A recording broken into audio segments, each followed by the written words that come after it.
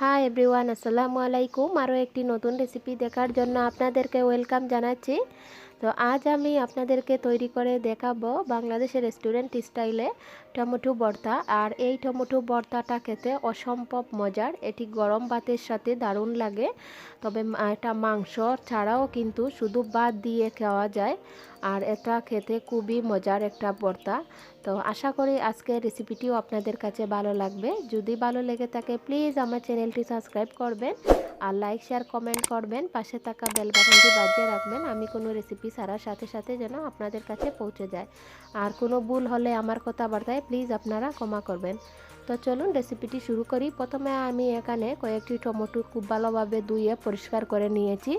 তো এগুলোকে আমি একটা নাইফ দিয়ে খুব ভালোভাবে কেটে নেব। তো এখন এটাকে আমি 4 টুকরা করে কেটে নিচ্ছি। আপনারা চাইলে এটাকে দা বা বটি দিয়েও কেটে নিতে পারেন। তো এটা কিন্তু আপনাদের পছন্দের উপরে ডিপেন্ডস করে। তো এখন আমি এটাকে 4টি ভাগে কেটে নিচ্ছি। সো ভিডিওতে দেখানো নিয়ম অনুসারে এটাকে আমি 4টি ভাগে কেটে নিয়েছি এবং সবটুকু একইভাবে আমি কেটে নিয়েছি। নেওয়ার পরে এটাকে আমি সিদ্ধ করব এখন। আর আপনারা দেখতে পাচ্ছেন আমি কিভাবে কেটেছি। এটা যেহেতু সিদ্ধ করার পরে একটু গলে যাবে, সেজন্য আর আমি ছোটো করিনি।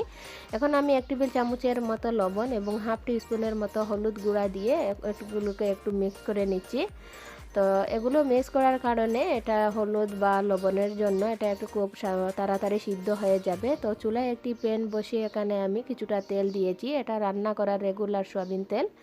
তো দিয়ে দিচ্ছি আমি 1 টেবিল চামচের মতো রসুন কুচি দিয়ে এটাকে খুব ভালোভাবে ভেজে আমি নিচ্ছি। আর এটা যতক্ষণ না পর্যন্ত একদম সিদ্ধ হয়ে না যাচ্ছে ততক্ষণ পর্যন্ত আমি এটাকে ভেজে নেব।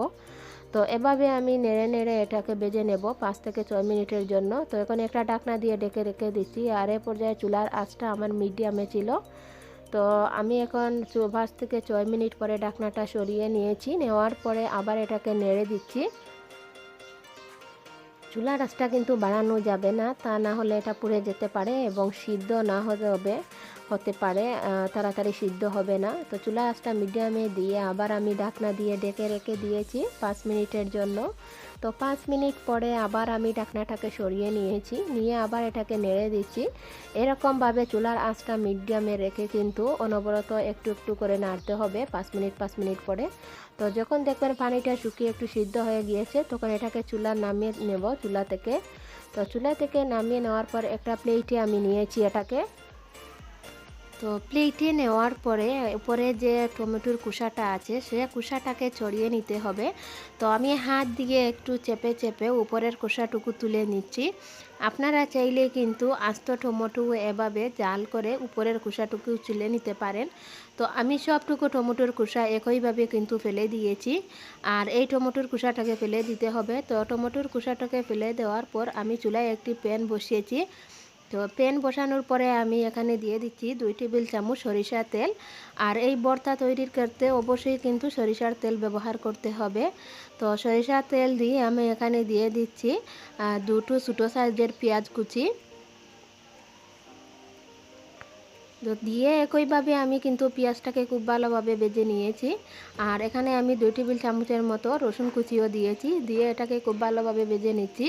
যখন পেঁয়াজ আর রসুনটা একটু ব্রাউন হয়ে যাবে লাল, তখন কিন্তু আপনার যে আগে টমেটো আমি রেখে দিয়েছিলাম সেই টমেটোগুলো দিয়ে দেব। দিয়ে আবার একসাথে সবগুলো মিক্স করে নিচ্ছি। আর এভাবেই কিন্তু নাড়তে নাড়তে এগুলোকে মিক্স করে নিতে হবে।